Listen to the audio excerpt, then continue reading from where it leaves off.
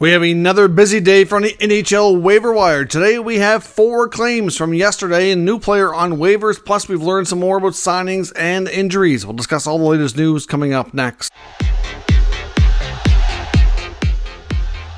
So welcome back to another video here at Top Shelf Hockey. As I mentioned, we have another busy day of NHL waiver activity. Of course, as in case you didn't know, today is the day that NHL teams have to submit their cap-compliant rosters by 5 o'clock Eastern time.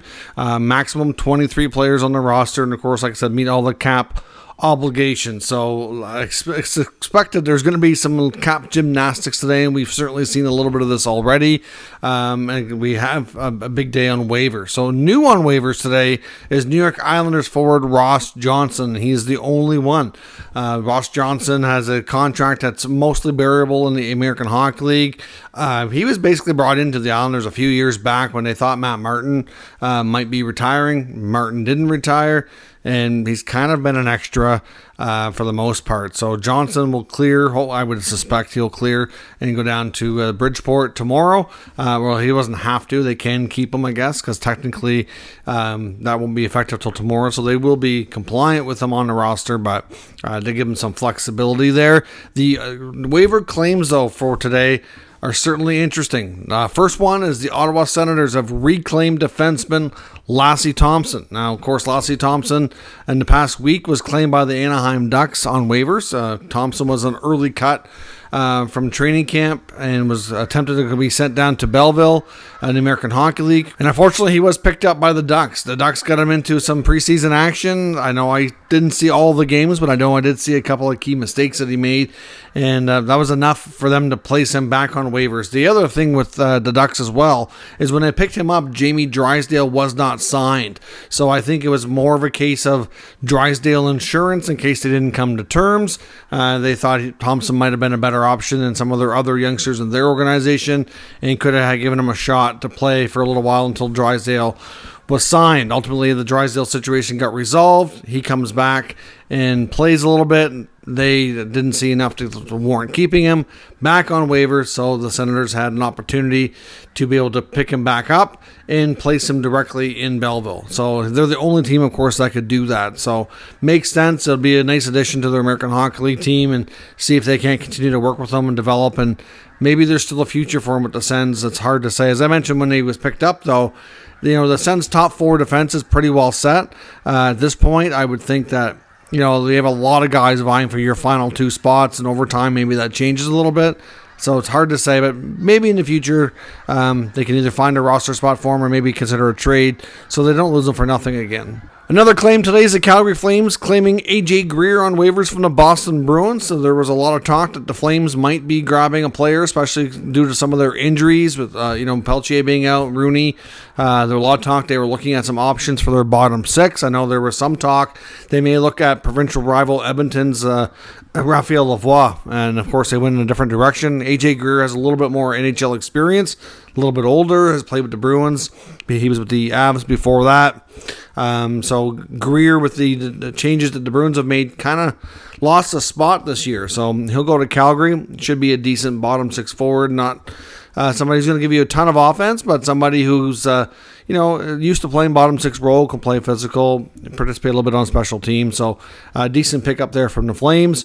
The Colorado Avalanche did get a goaltender. They got Ivan Prosvetov from the Coyotes. We knew they were likely going to be grabbing a goaltender. At least that was the highly speculated thing going on around the rumor mill because of the injury to Francouz. They do have Justice Anunen as well, and obviously, this goalie is not as experienced as some of their options that they had. I'm sure his salary had a little bit to do with that, and obviously, they want somebody who might be able to potentially clear waivers down the road, because if, at the same time, Francouz isn't going to be out forever, right? So they want a short-term option there. The Pittsburgh Penguins have also claimed John Ludwig. That's another under the radar type of claim that I didn't see coming. Of all the options for the Penguins, I didn't see that one. So those are your 4 claims. So Lassie Thompson, AJ Greer, Prosvetov, and Ludwig. Everybody else clear. So there's some big names that didn't get picked up,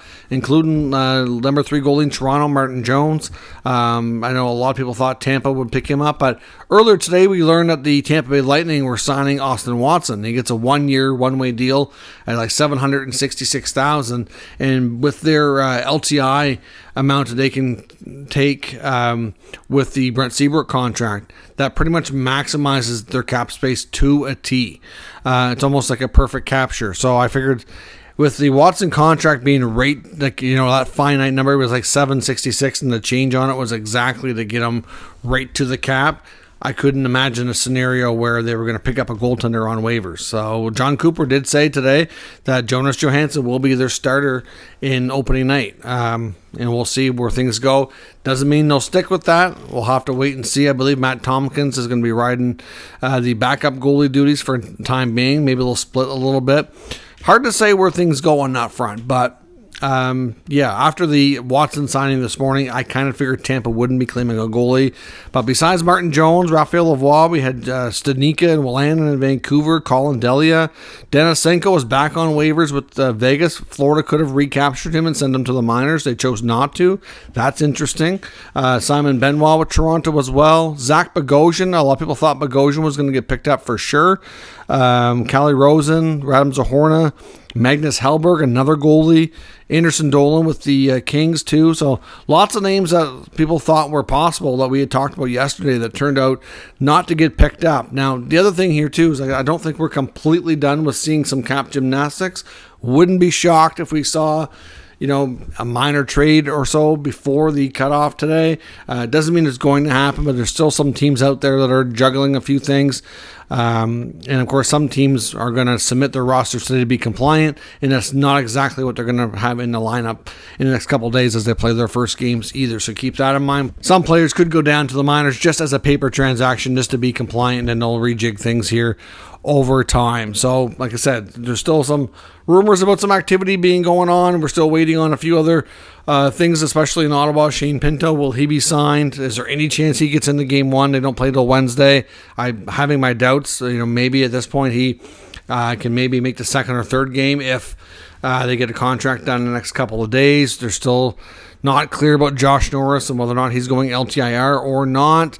We probably won't know that until tomorrow, because I believe a lot of these teams have to be compliant for 24 hours. So for them to put Norris, I think they have to wait until at least this time, or 5 o'clock Eastern tomorrow, I think, before they can do that, I do believe, because they don't play till Wednesday. So we'll see. Lots of, still uncertainty on that front and a few other places around the league. So we'll see what happens. But that is your news from the NHL waiver wire for today. We also learned as well, Matt Murray, of course, we know he's going to be out on LTI with the Leafs. We had a little bit more clarity from the team on the surgery and the time frame. He had bilateral hip surgery, I guess, and they're saying 6 to 8 months recovery. This is the final year of his contract, so that 6 to 8 months will keep him out the entire season. Even if it's 6 months, I mean, you're looking at, we're in October now, so November, December, January, February, March, April. Even the 6-month part still gets you to the end of the regular season. 8 months, if it's 7 to 8 months, then even if they were to go all the way to like the Stanley Cup final, there might be a chance, but it's unlikely. If the best case scenario, deep playoff run, they get into goalie injuries, maybe they have to turn to him, but otherwise, I think his season is over before it started. I think his time with the Leafs is over. His contract's going to expire after missing so much time for this year and last year. I would think the odds of his NHL career continuing are probably slim, but you never know. Another goalie's in a similar boat as Robin Lehner in Vegas. Missed last year. Looks like he's going to miss all or most of this year too. So hip surgeries are really difficult on goalies, and sometimes it's just too much to come back from. And both these guys are not overly old either. So we'll see if they have a future in the NHL or not, but it's going to be quite a while before we know the answer to that question. Anyways, if you're new to the channel, make sure you subscribe and stick around. We'll keep you up to date with all the news, rumors, and analysis of all 32 NHL teams. Thanks for watching, and I'll catch you next time.